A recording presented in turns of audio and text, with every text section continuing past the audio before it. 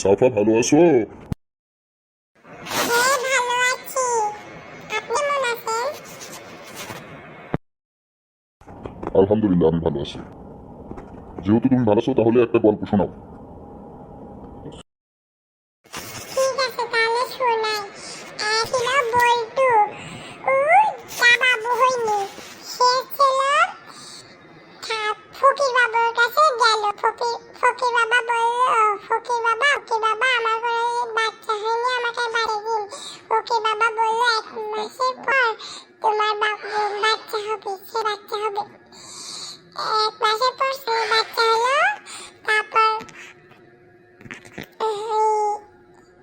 বাচ্চা হওয়ার পরে আবার ফকির বাবার কাছে বলতে গেল। ফকির বাবা তখন মেলা নাট্য দেয় এনেছিল। ফকির বাবা আমার ছেলের নাম কি রাখবো?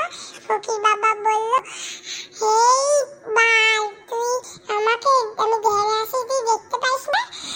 তারপর বল্টু মনে করো যে আমার ছেলের নাম রাখবো এই বাল।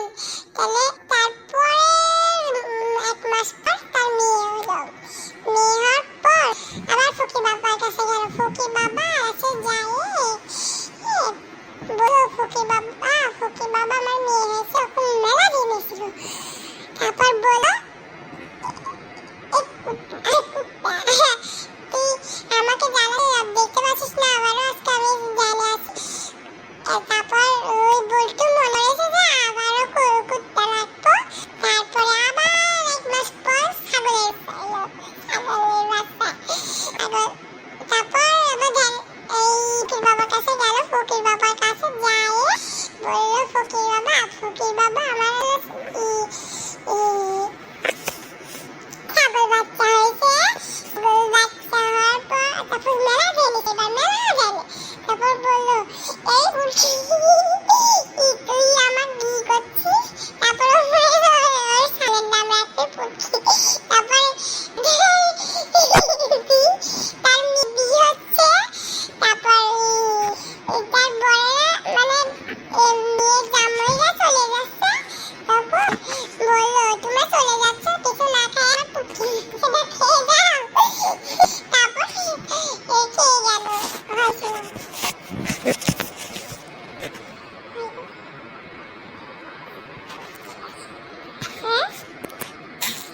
এবার আমার গল্প শেষ। চার পিঠে ম্যাচ ছাপার গল্প শেষ।